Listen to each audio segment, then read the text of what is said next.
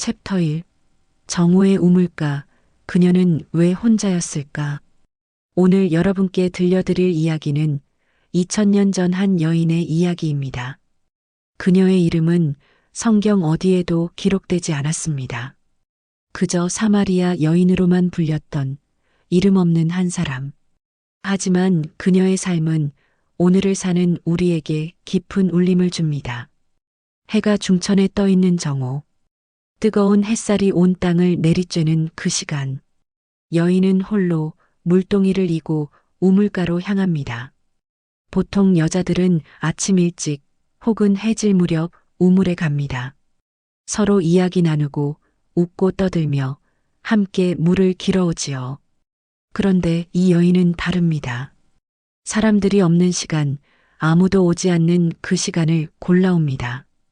왜 그랬을까요? 사람들의 눈빛이 두려웠기 때문입니다. 수군거리는 목소리가 무서웠기 때문입니다. 마을 우물가에서 여자들이 수군거립니다. 저 여자 봐, 또 남자가 바뀌었대. 그러게 말이야, 5번째 남편이래. 이번엔 결혼도 안 했다던데. 부끄러운 줄도 모르나 봐. 쯧쯧, 어떻게 저렇게 살 수가 있어? 그 말들이 칼처럼 그녀의 가슴을 찔렀습니다. 그래서 그녀는 사람을 피했습니다. 차라리 이 뜨거운 햇볕이 낫다고 스스로를 위로하며 살았습니다. 여인은 혼자 중얼거립니다. 또 오늘도 이 시간이구나. 아침엔 못 나가, 저녁엔 더 못 나가. 여자들의 수군거림, 남자들의 비웃음. 차라리 이 뜨거운 햇볕이 낫지. 혹시 여러분 주변에도 이런 분 계시지 않나요? 사람들 많은 곳을 피하고 혼자 조용히 사는 분. 웃지만 눈빛은 슬픈 그런 분. 그 사람에게도 사연이 있습니다. 보이지 않는 상처가 있습니다. 이 여인도 그랬습니다. 그녀의 인생은 처음부터 이렇지 않았습니다. 16살 첫 결혼, 그녀는 행복할 줄만 알았습니다. 젊은 여인의 목소리가 들립니다. 당신과 함께라면 평생 행복할 거예요. 하지만 첫 번째 남편은 냉정하게 말했습니다. 자식을 낳지 못하는 여자와 무슨 미래가 있겠소? 당신을 내보낼 수밖에 없소. 이혼 증서가 그녀의 손에 쥐어졌습니다. 그녀는 무너졌습니다. 하지만 살아야 했습니다. 두 번째 남편을 만났습니다. 이번엔 다를 거라 믿었습니다. 하지만 그 남자는 술을 마시면 그녀를 때렸습니다. 매일 밤 두려움 속에서 잠들었습니다. 결국 도망쳐 나왔습니다. 세 번째 남편은 빚을 남기고 떠났습니다. 네 번째 남편은 젊은 여자를 집에 들였습니다. 그녀는 그때마다 무릎 꿇고 울었습니다. 뭐가 잘못된 거지? 내가 뭘 잘못했나? 왜 나는 행복할 수 없는 걸까? 이제 그녀 곁엔 5번째 남자가 있습니다. 하지만 결혼도 하지 않았습니다. 더 이상 기대하지 않기로 했습니다. 그냥 하루하루 버티며 살기로 했습니다. 마을 사람들의 멸시 속에서도 그녀는 살아야 했습니다. 그래서 오늘도 정오의 뜨거운 햇볕 아래 홀로 우물가로 향합니다. 물동이를 들고 고개를 숙인 채. 그런데 오늘은 뭔가 다릅니다. 우물가에 누군가 앉아 있습니다. 이 시간에 사람이 있다니. 여인은 당황합니다. 그 사람은 남자입니다. 그것도 유대인 남자. 유대인과 사마리아인은 서로 상종도 하지 않습니다. 개 취급을 하는 사이입니다. 그런데 그 남자가 말을 겁니다. 물을 좀 주시겠습니까? 여인은 귀를 의심합니다. 유대인이 사마리아 여자에게 물을 달라고. 이게 무슨 일인가? 그녀는 경계하며 말합니다. 당신은 유대인이잖아요. 유대인이 사마리아 여자에게 물을 달라니 이게 말이 됩니까? 우리를 개 취급하면서요. 그 순간 그 남자의 눈빛이 그녀를 사로잡습니다. 정죄하지 않는 눈빛, 멸시하지 않는 눈빛, 오히려 따뜻한 그 눈빛. 그리고 그분은 말씀하십니다. 내가 만일 하나님의 선물과 내게 물 좀 달라 하는 이가 누구인 줄 알았더라면 내가 그에게 구하였을 것이요 그가 생수를 내게 주었으리라. 생수? 영원히 목마르지 않는 물. 그 말이 여인의 마음 깊은 곳을 울립니다. 이 이야기는 지금부터 시작입니다. 챕터 2. 생수를 찾는 대화. 여인은 그 남자를 바라봅니다. 생수라니 대체 무슨 말인가? 그녀는 비웃듯 말합니다. 선생님, 두레박도 없으면서 무슨 생수를 주시겠다는 겁니까? 이 우물이 얼마나 깊은데요? 우리 조상 야곱이 파신 이 우물보다 더 좋은 물이 어디 있습니까? 당신이 야곱보다 더 크단 말입니까? 그녀의 목소리엔 조롱이 섞여 있습니다. 하지만 동시에 작은 기대도 숨어 있습니다. 혹시 정말 그런 물이 있다면 그 남자 예수님은 차분하게 말씀하십니다. 이 물을 마시는 자는 다시 목마르려니와 내가 주는 물을 마시는 자는 영원히 목마르지 아니하리니 내가 주는 물은 그 속에서 영생하도록 솟아나는 샘물이 되리라. 영원히 목마르지 않는 물. 그 말이 그녀의 가슴을 파고듭니다. 평생 그녀는 목말랐습니다. 사랑에 목말랐고 인정에 목말랐고 평화에 목말랐습니다. 남편을 바꿔도 남자를 만나도 그 갈증은 채워지지 않았습니다. 오히려 더 깊어지기만 했습니다.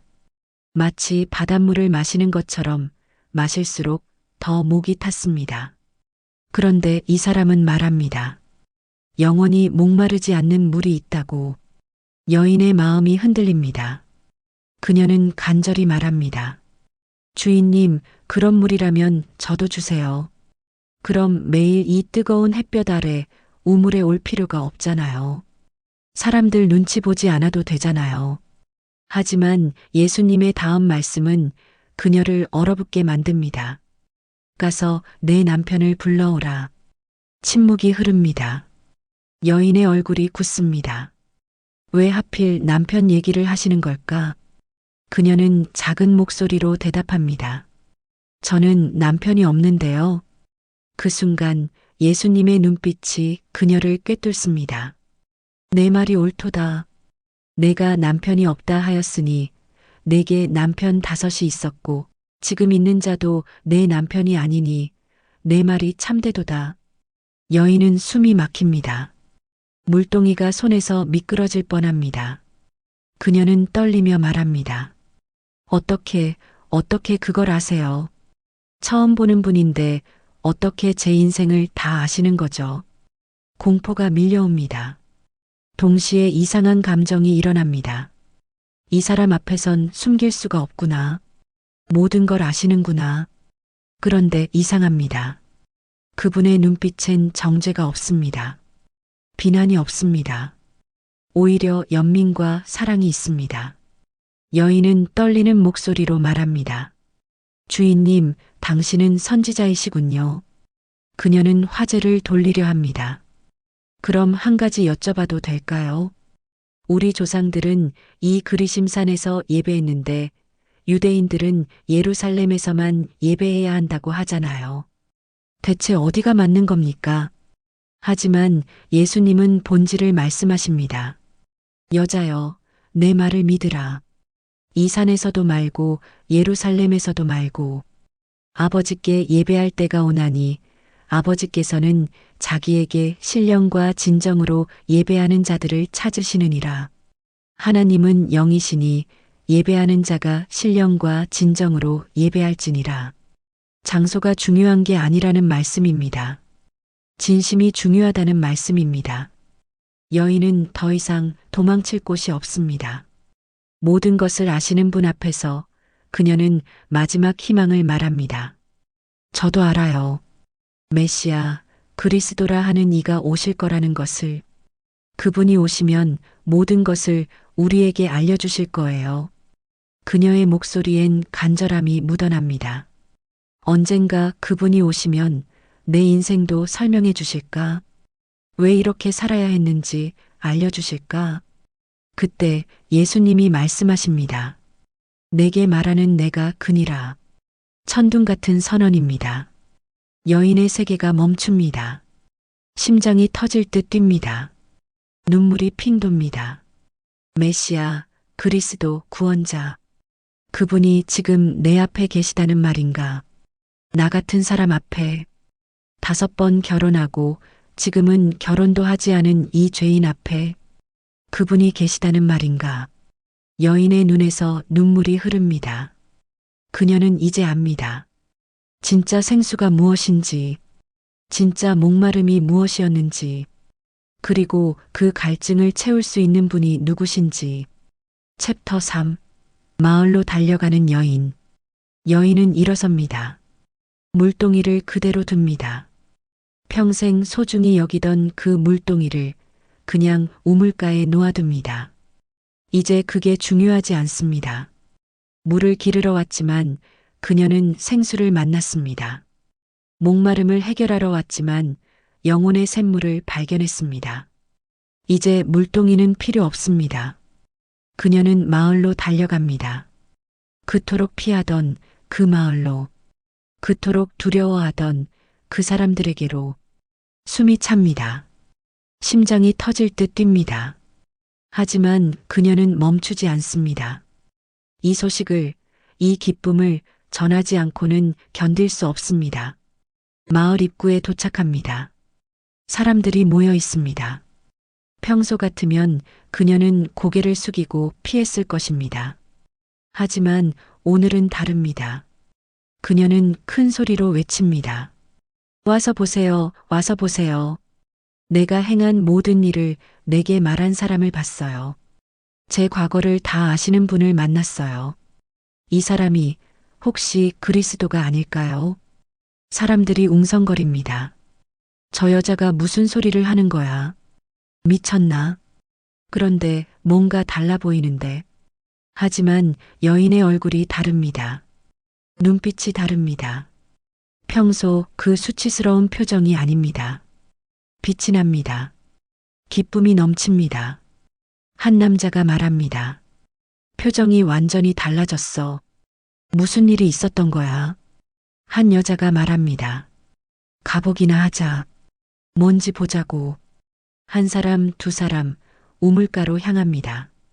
여인이 앞장섭니다. 두렵지 않습니다. 부끄럽지 않습니다. 그분이 계시기 때문입니다. 우물가에 도착하자 예수님이 계십니다. 사람들이 예수님을 봅니다. 그분의 눈빛을 봅니다. 그리고 느낍니다. 이 사람은 다르다는 것을. 마을 어르신이 말합니다. 선생님, 우리 마을에 머물러 주십시오. 우리에게도 말씀해 주십시오. 예수님은 미소 지으며 고개를 끄덕이십니다. 그리고 사흘을 그 마을에 머무십니다. 그 사흘 동안 기적이 일어납니다.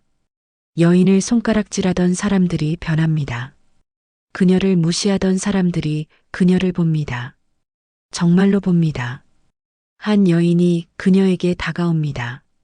당신 말이 맞았어요. 정말 그분은 다르세요. 저도 그분 말씀을 듣고 깨달았어요. 한 남자가 말합니다.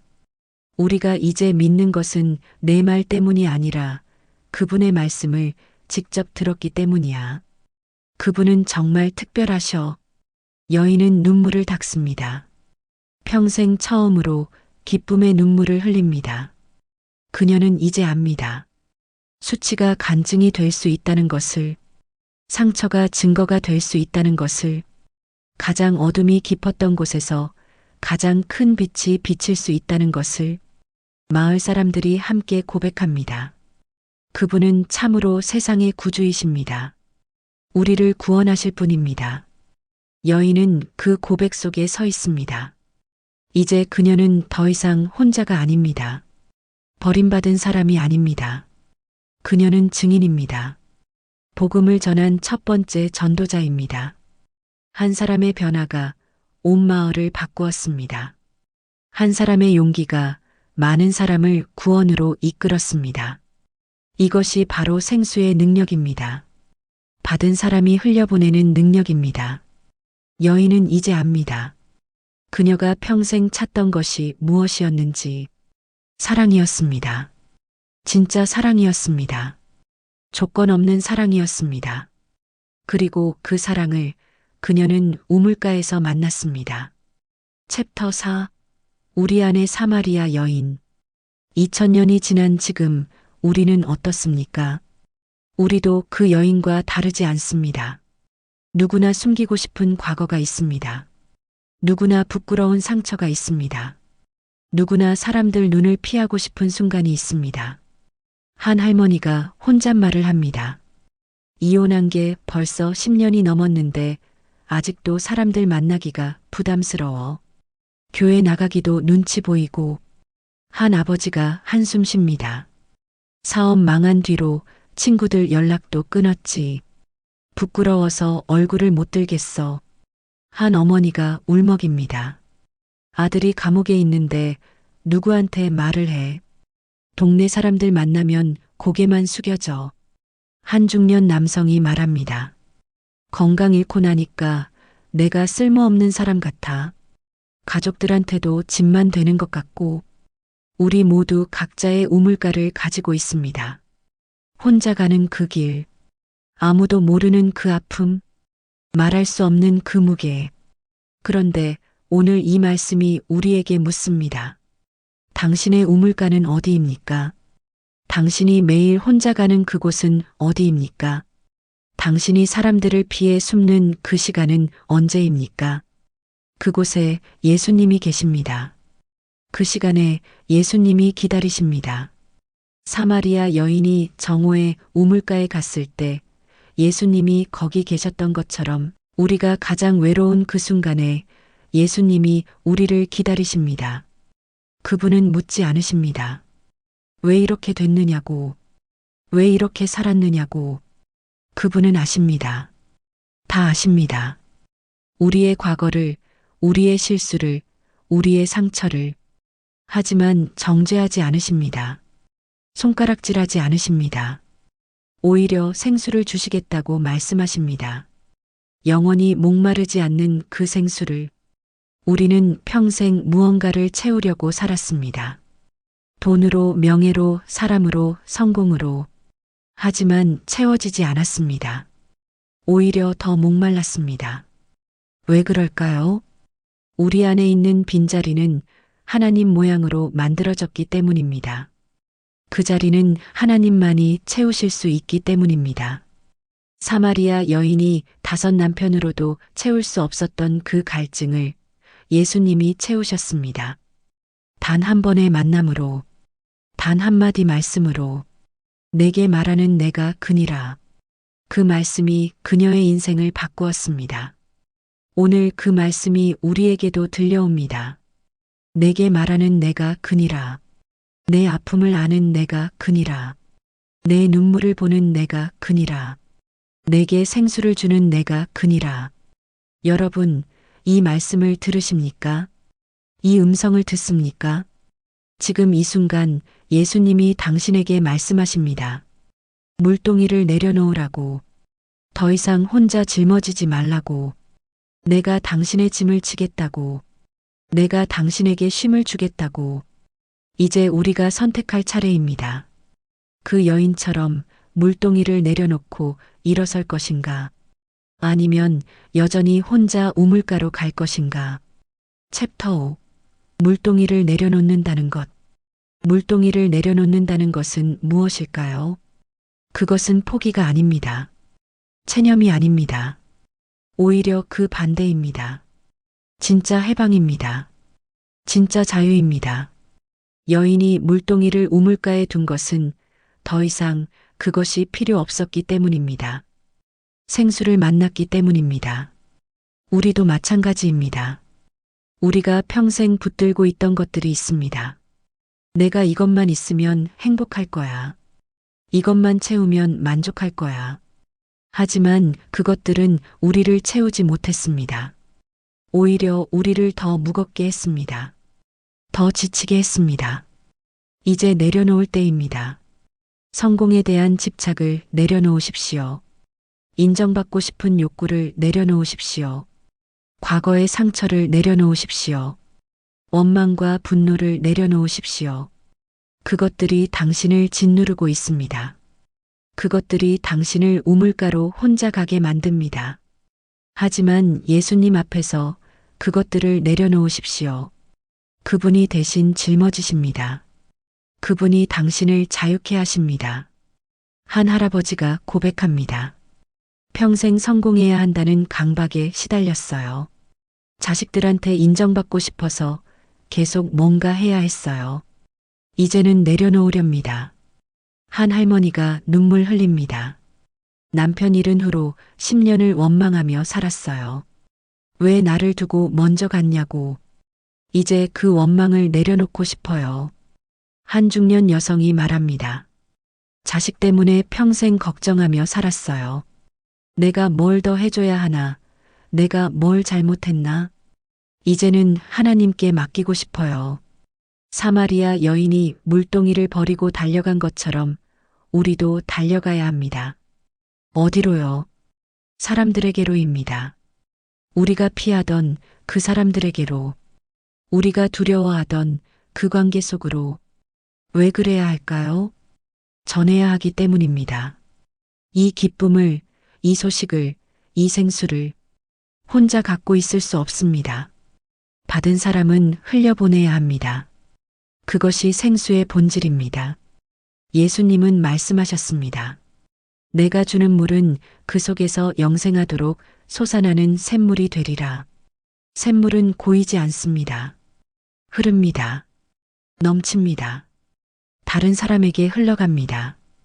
우리가 예수님을 만나면 우리 안에서 샘물이 터집니다.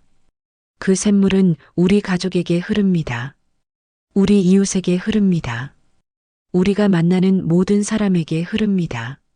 사마리아 여인이 그랬습니다. 그녀가 변하니까 온 마을이 변했습니다. 그녀가 증거하니까 많은 사람이 믿었습니다. 한 할머니가 간증합니다. 제가 교회 나가기 시작하니까 손주가 물어보더라고요. 할머니 요즘 왜 이렇게 행복해 보여요? 그래서 예수님 이야기를 해줬어요. 한 아저씨가 말합니다. 제가 술 끊고 변하니까 아내가 달라졌어요. 아이들 표정도 밝아졌어요. 이제 우리 집이 천국 같아요. 한 어머니가 고백합니다. 제가 우울증에서 회복되니까 친구들이 물어봐요. 어떻게 그렇게 밝아졌냐고. 그래서 하나님 이야기를 하게 돼요. 당신도 그럴 수 있습니다. 당신의 변화가 당신 가정을 바꿀 수 있습니다. 당신의 간증이 누군가의 인생을 살릴 수 있습니다. 그러니 두려워하지 마십시오. 부끄러워하지 마십시오. 과거가 어떻든 지금이 중요합니다. 상처가 어떻든 회복이 중요합니다. 예수님 안에서 우리는 새로운 피조물입니다. 예수님 안에서 우리는 증인입니다. 이제 일어날 때입니다. 물동이를 내려놓고 달려갈 때입니다. 당신의 물동이는 무엇입니까? 당신이 평생 붙들고 있던 그것은 무엇입니까? 오늘 예수님 앞에 내려놓으십시오. 그리고 자유를 경험하십시오. 챕터 6. 당신의 우물가에서 만나는 예수님. 여러분, 지금 이 순간을 기억하십시오. 이 말씀을 듣는 지금 이 순간을. 우연이 아닙니다. 하나님이 당신을 이 자리로 인도하셨습니다. 당신의 우물가에서 예수님을 만나게 하시려고. 혹시 지금 힘드십니까? 혹시 지금 외롭습니까?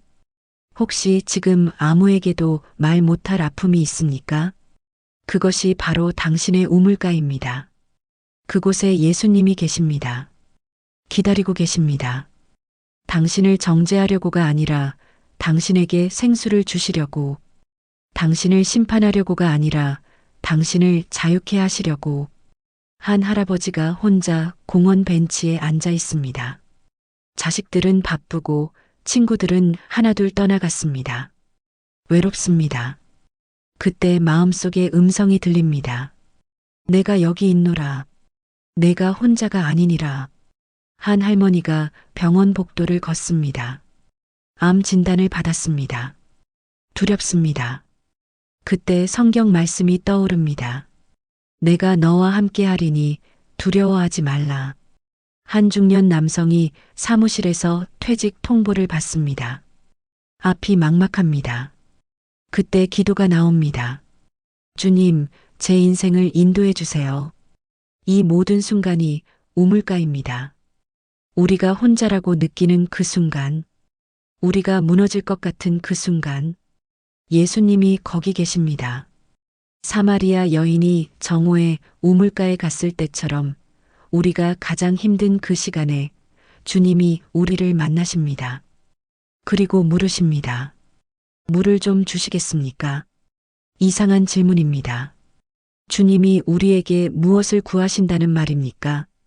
하지만 이것이 주님의 방식입니다. 우리를 필요로 하시는 것처럼 우리에게 다가오십니다. 우리의 자존감을 세워주시고 우리를 귀하게 여기십니다. 그리고 대화를 시작하십니다. 우리의 진짜 목마름이 무엇인지 알게 하시려고. 사마리아 여인은 물을 기르러 왔습니다.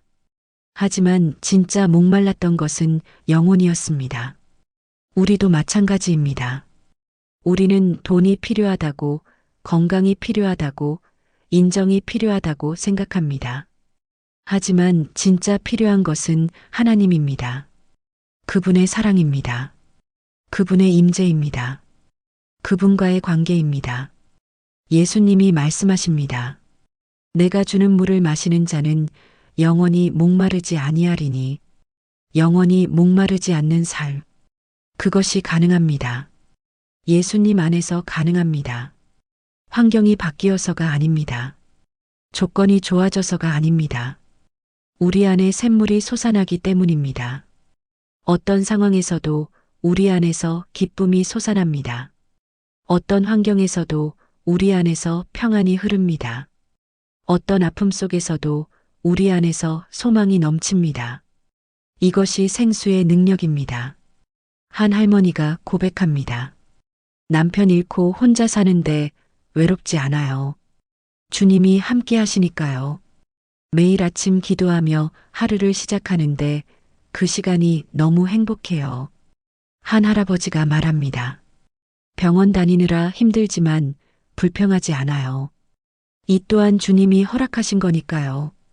오히려 병실에서 만난 사람들에게 복음을 전해요. 한 중년 여성이 간증합니다. 자식 걱정이 없어진 건 아니에요. 하지만 염려가 사라졌어요. 하나님께 맡겼으니까요. 이제 제 마음에 평안이 있어요. 이것이 생수를 마신 사람들의 고백입니다. 환경은 그대로인데 마음이 변했습니다. 문제는 그대로인데 반응이 달라졌습니다. 왜 그럴까요? 안에 샘물이 있기 때문입니다. 예수님이 주신 그 생수가 영원토록 솟아나기 때문입니다. 당신도 받을 수 있습니다. 이 생수를, 이 샘물을 지금 이 순간 예수님께 구하십시오. 주님, 제게도 생수를 주세요. 제 영혼의 갈증을 채워주세요. 제 안에 샘물이 솟아나게 해주세요. 그렇게 기도하십시오. 주님은 반드시 응답하십니다. 왜냐하면 주님이 먼저 당신을 찾아오셨기 때문입니다. 당신의 우물가에서 지금 기다리고 계시기 때문입니다. 챕터 7. 마을로 달려가는 용기. 사마리아 여인이 물동이를 버리고 마을로 달려갔을 때 그녀는 두렵지 않았을까요?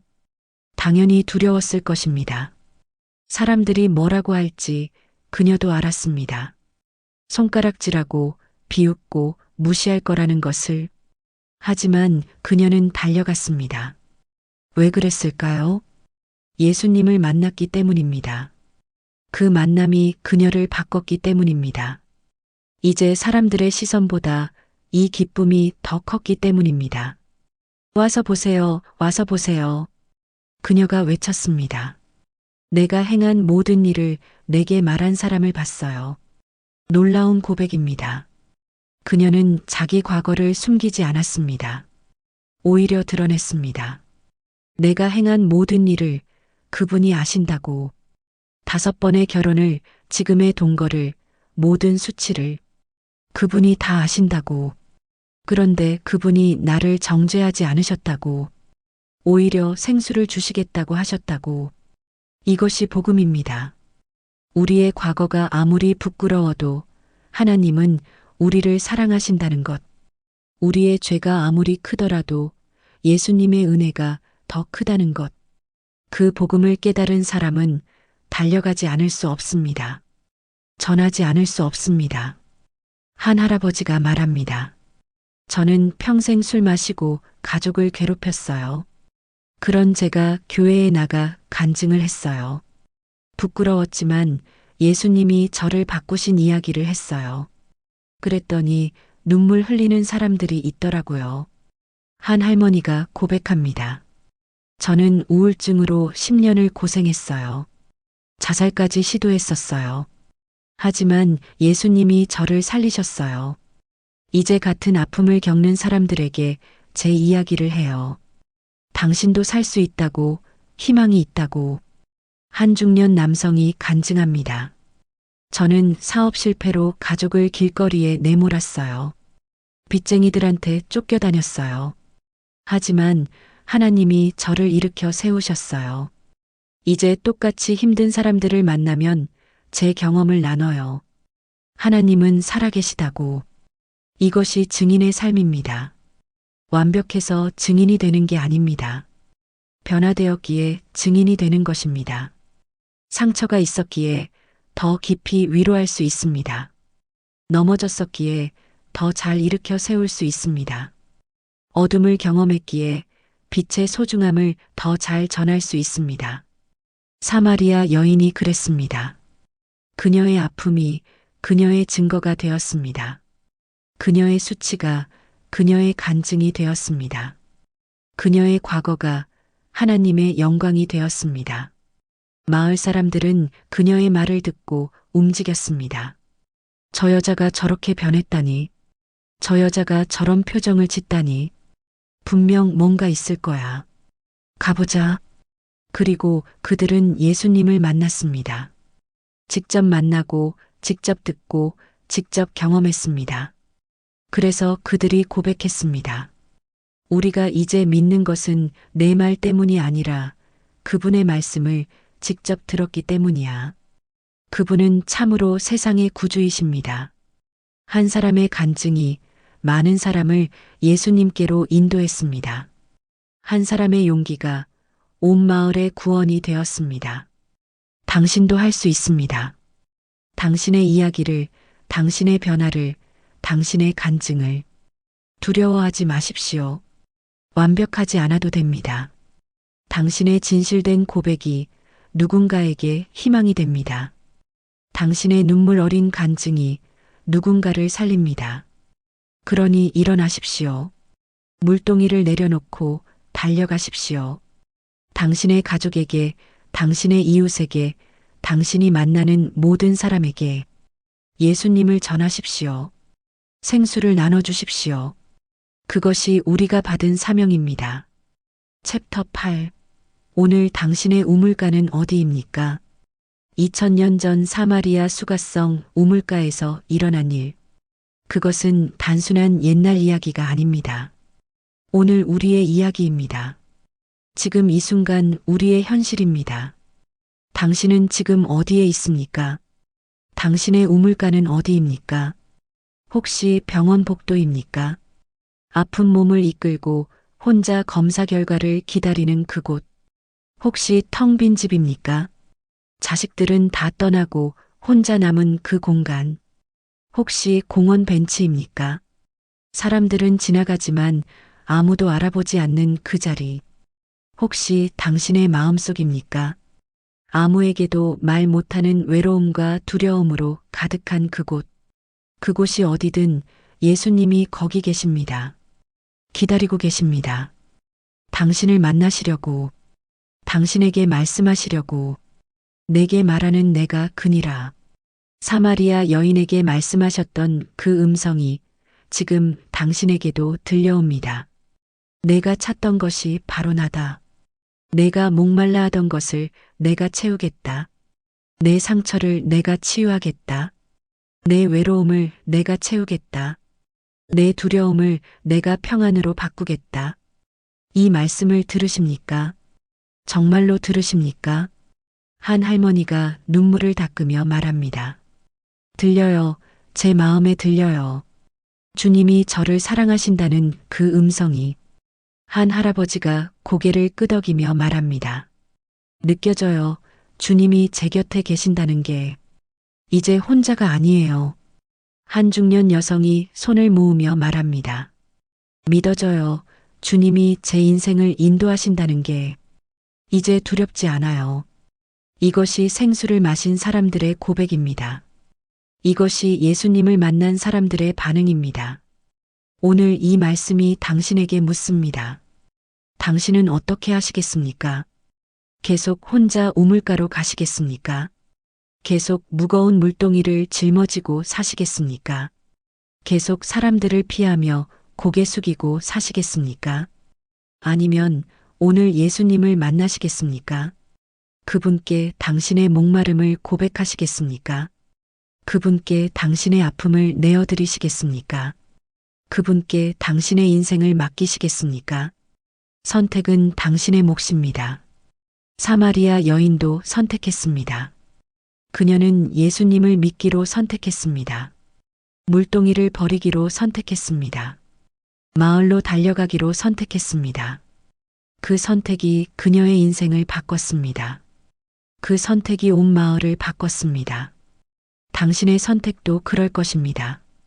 당신이 오늘 예수님을 만나면 당신의 인생이 바뀝니다. 당신이 오늘 생수를 받으면 당신의 가정이 바뀝니다. 당신이 오늘 증인이 되면 당신 주변 사람들이 바뀝니다. 그러니 두려워하지 마십시오. 주저하지 마십시오. 지금 이 순간 예수님께 나아가십시오. 주님, 저도 그 생수를 원합니다. 제 영혼의 갈증을 채워주세요. 제 안에 샘물이 솟아나게 해주세요. 저도 증인이 되게 해주세요. 이렇게 기도하십시오. 진심으로 구하십시오. 그러면 주님은 반드시 응답하십니다. 당신에게 생수를 주십니다. 당신 안에 샘물을 터뜨리십니다. 당신을 새로운 피조물로 만드십니다. 사마리아 여인처럼 당신도 변화될 것입니다. 수치가 간증으로, 상처가 치유로, 절망이 희망으로, 그리고 당신은 달려갈 것입니다. 기쁨으로, 확신으로, 사랑으로, 당신이 만나는 모든 사람에게 이 생수를 전하며 오늘이 바로 그날입니다. 지금이 바로 그때입니다. 당신의 우물가에서 예수님을 만나는 이 순간, 당신의 인생이 바뀌는 이 순간, 영원히 목마르지 않는 삶이 시작되는 이 순간, 여러분 댓글로 나눠주세요. 당신의 우물가는 어디입니까? 지금 당신이 가장 힘들어하는 그곳, 가장 외로운 그 시간은 언제입니까? 함께 기도하겠습니다. 그곳에서 예수님을 만나도록